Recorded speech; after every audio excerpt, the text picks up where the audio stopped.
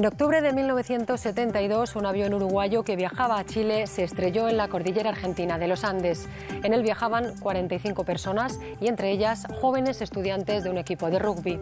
En medio del hielo y sin comida ni agua, los supervivientes decidieron alimentarse con la carne de sus compañeros muertos. A pesar del dilema que les creaban sus convicciones morales y religiosas, eligieron seguir con vida. Así sobrevivieron 72 días, hasta que finalmente fueron rescatados. Pero la experiencia cambió sus vidas. Informe Semanal buscó a los protagonistas 20 años después. Uruguay, país pequeño y apacible, de gente amable y campechana, recostado sobre el río de la Plata, sacude en su modorra provinciana un pintoresco carnaval, el jet set sudamericano de veraneo en Punta del Este o algún acontecimiento deportivo en el célebre estadio del Peñarol. Pero hace 20 años fue otro el sobresalto.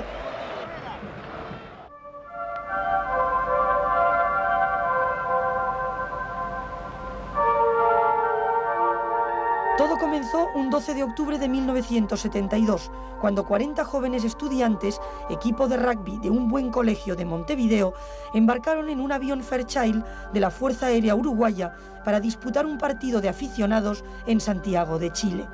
Pero el vuelo no llegó a destino. La nave se partió en dos en la cordillera de los Andes. Quedaron muertos, heridos y supervivientes.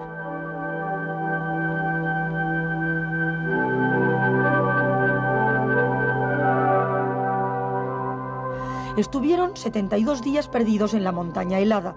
2 de ellos salieron a buscar ayuda. Así los encontraron. La noticia dio la vuelta al mundo. Para no morir, los 16 uruguayos que quedaron se alimentaron con la carne de sus compañeros de viaje. Es historia. Fue la tragedia de los Andes. Yo no sé cómo hubiera sido si no me hubiera pasado lo de la cordillera, pero me parece que sí, que te da una confianza en vos mismo que antes no tenías. Es decir, ningún problema es tan grave como el estar enfrentado que te vas a morir cuando tenés 19 años. Eso creo que ha cambiado. A nosotros nos pusieron en la montaña como si fuéramos conejillos de indias y hice una experiencia, a ver cuánto pueden aguantar, cuánto duran y todo. Es increíble. Ya no tienen estado físico para el rugby, pero aún así, cada año vuelven a cruzar la cordillera para jugar con los chilenos ese partido que quedó truncado en el 72. Lo llaman Copa de la Amistad. Desde aquel verano austral en que sus nombres circularon por las rotativas de todo el mundo, la mayoría dio la cara. Solo algunos permanecieron en silencio. Desde entonces, historias de mesianismos, locura, drogas, alcohol circularon por el pueblo chico, aunque la realidad parece desmentirlo. Aquellos jóvenes de los Andes son hoy empresarios, comerciantes, profesionales maduros entrados en canas o personajes públicos, como Fernando Parrado, que presenta un programa en la televisión local. Siguen viviendo en el elegante barrio de Carrasco en el que nacieron. Sus casas abiertas a cualquiera. Sus hijos comparten juegos y estudios, aunque la huella de los Andes se descubra hasta en los sitios más íntimos. Y bueno, aquí parecería justamente esta gente no haber quedado marcada por esto, ¿no? Esta gente no centró su vida a partir del episodio en ese episodio, ¿sí? Tuvo una vida, no sé si es la misma que hubieran tenido si esto no hubiera ocurrido, pero desarrolló una vida contando con esto seguramente, pero esto no definió su futuro, ¿no? En Kansas la cordillera fue un hecho, pero no todo el día hablando de la cordillera, ¿me entendés? Claro. Fue un hecho que pasó y punto. Amalia Ruiz era novia, hoy esposa de Daniel Fernández, uno de los que se salvaron. Por primera vez habla para la televisión. Cuenta que nunca lo creyó muerto y que sus primas la miraban como a una loca cuando a 50 días de desaparecido le compró su colonia favorita. Cuando aparecieron, no sabía si su novio estaba entre los supervivientes. Y era horrible, una muerte así es espantoso. Y cuando yo llegué justo, estaban todos los amigos de Daniel que me fueron a buscar. Fue bárbaro. El trébol, símbolo de vida y de suerte si lleva 4 hojas, fue también el símbolo elegido por 5 sacerdotes irlandeses que a mediados de los 50 fundaron este colegio, el Stella Maris, y unos años después la sede del All Christians para sus alumnos, entre los que estaban los que sobrevivieron. Símbolo de vida además utilizado, paradójicamente, por los padres de aquellos que nunca volvieron de los Andes. Ellos fundaron esta biblioteca en memoria de sus muertos. No suelen hablar a la prensa e incluso se dice que están molestos por el protagonismo de los vivos. Al preestreno en Montevideo de la película sobre la Odisea no asistieron, aunque habían sido invitados. Alejandro Nikolić tenía 15 años cuando su hermano Gustavo murió en los Andes. Confiesa que el regreso del tema y la publicidad que siempre tuvo le impiden elaborar un duelo definitivo. No lo sabe a ciencia cierta, pero probablemente el cuerpo de su hermano sirvió de alimento a muchos de los supervivientes que hoy son sus amigos. Alejandro recuerda la carta que Gustavo le escribiera a su novia antes de morir sepultado por una luz. Queridísima Rosina, hay algo que te va a parecer increíble. Yo todavía no consigo creerlo. Y es que hoy han comenzado a cortar carne de los muertos para comérsela. No hay otro remedio. Yo había rezado a Dios desde lo más profundo de mi ser para que este día no llegara nunca. Pero ha llegado y tenemos que aceptarlo con valor y fe. Fe porque he llegado a la conclusión de que si los cuerpos están ahí, es porque Dios los ha puesto ahí. Y lo único que importa es el alma. No debo sentir remordimientos. Y si llega el día en que yo pueda salvar a alguien con mi cuerpo, lo haría con mucha alegría.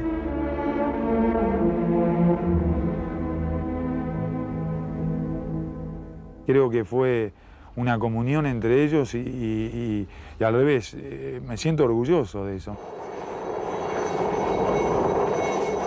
Cuando rescatamos al uruguayo, en el campamento base, yo me acerqué a Roy Haley, que es el más alto, el más rubio, y le ofrecí un cigarrillo. Y se lo prendí, pero cuando Roy hizo la primera piteada y lo sacó, le salieron pedazos de carne en el cigarrillo. Fue a mí absolutamente impresionante. Óscar Medina, de la televisión chilena, estuvo con los grupos de rescate y encontró las tiras de carne humana colgando sobre el fuselaje del avión. Así lo abrazaban los uruguayos. Para la prensa, la duda sobre si dar y de qué manera la noticia de la peculiar forma de alimentarse. Era mucho más difícil hacer agua, mucho más difícil combatir el frío, mucho más difícil salir de allí que el tema de la alimentación. Todos a una, incluso los hijos de los supervivientes, justifican plenamente los actos de antropofagia cometidos. Me parece perfecto lo que le hicieron, que no hay motivos para traumarse ni para andarlo ocultando. Es lo que tenían que hacer, lo hicieron. Curiosamente, y aunque ninguno de ellos elude la cuestión, pocas son las preguntas que la sociedad uruguaya les hizo sobre el tema en los últimos 20 años. Decía que me parece que este es un episodio que está acá, ¿verdad? Que está acá para todos, porque de esto como que no se puede hablar. Está mal que no se hable, sí, es verdad, está mal que no se hable. Bueno, y también está bien que no se hable. Hay una especie de respeto frente a esta situación, como que, bueno, no se habrá podido hacer otra cosa.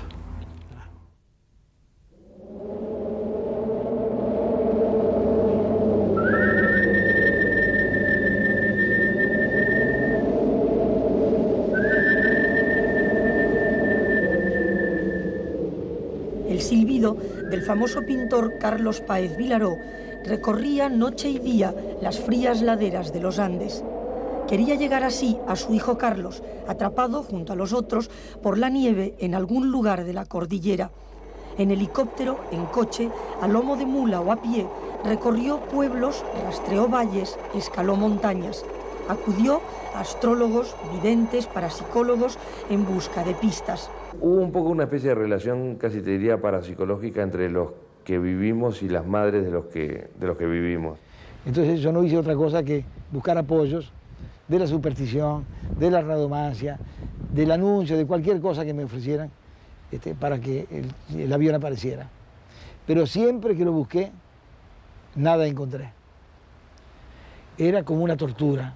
Más afortunada, la entonces novia de Daniel Fernández consultó a esta vidente, que hoy exhibe los recortes de la época en los que destacaban sus aciertos, y recibió señales de esperanza en medio de la angustia.